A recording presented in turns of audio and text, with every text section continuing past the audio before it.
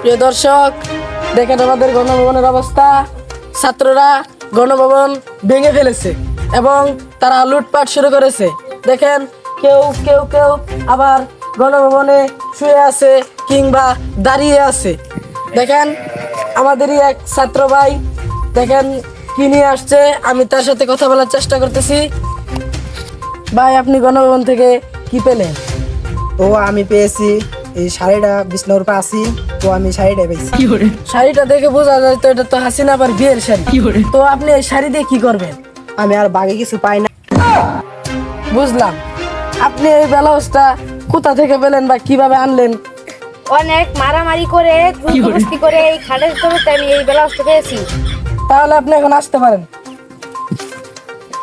এই ভাই, দাঁড়ান দাঁড়ান দাঁড়ান দাঁড়ান। কি বলবেন বলেন।